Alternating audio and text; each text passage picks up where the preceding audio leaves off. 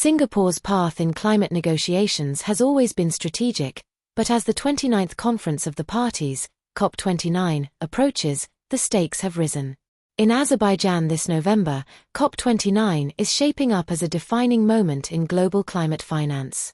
You may wonder, why is Singapore, a country often viewed as economically advanced, still classified as a developing country under the Paris Agreement? It's a question that has drawn debate, even within Singapore's own parliament.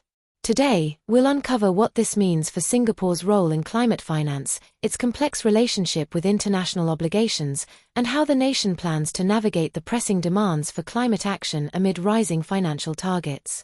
Singapore's Minister for Sustainability and the Environment, Grace Fu, recently clarified Singapore's stance.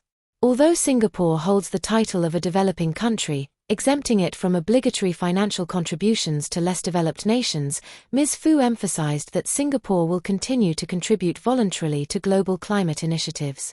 This classification follows the provisions set out by the Paris Agreement, where developed nations are primarily responsible for providing climate finance to developing countries. But Ms. Fu's position isn't without controversy.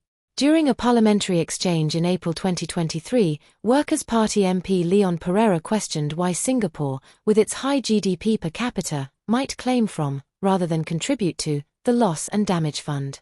Could Singapore's unique economic position lead it to redefine its financial commitments in climate agreements? Singapore's nuanced approach doesn't end there. COP29 is expected to revolve around the establishment of the new Collective Quantified Goal, NCQG, for climate finance, which will succeed the now outdated $100 billion annual target for developed countries. This new goal responds to the massive and increasing financial needs of climate adaptation, with the UN projecting requirements up to $500 billion annually. However, Ms. Fu notes that this burden cannot fall solely on governments or development banks.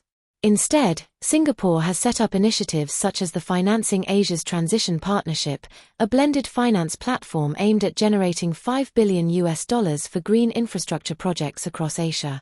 This unique model blends public and philanthropic funds to make climate projects more appealing to private investors. For instance, Singapore's partnership with Gen Zero, Keppel, and Ayala Corporation aims to retire a coal plant in South Luzon by 2030, a full decade earlier than initially planned. Now, you might ask, why focus on coal plants? Singapore's latest initiative on carbon markets seeks to incentivize the early retirement of coal plants across Southeast Asia, home to around 2,000 active plants. As climate finance needs surge, Singapore is pioneering transition credits to bridge direct financial contributions and market-driven solutions. Yet, the complexity of carbon markets isn't just a matter of finance, it's also about transparency and accountability.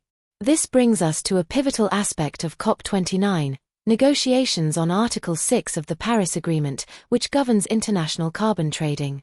Disagreements on transparency stalled progress during COP28 in 2023, but Ms. Fu, co-facilitating discussions alongside New Zealand's Climate Minister Simon Watts, will work to resolve these issues. Their success, or failure, could significantly shape global carbon markets in the years to come. At COP29, Singapore will also highlight its progress beyond just negotiations. The Singapore Pavilion will bring together stakeholders from business, academia, government, and youth to foster collaboration on climate solutions.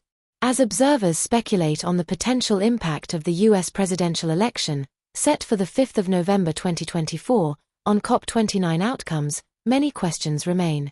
What direction will COP29 take? Could Singapore's strategies set a new benchmark for climate finance models? We invite you to share your thoughts. Do you think Singapore's developing country classification is justified in today's context? What role do you believe smaller nations with advanced economies should play in the global climate finance ecosystem?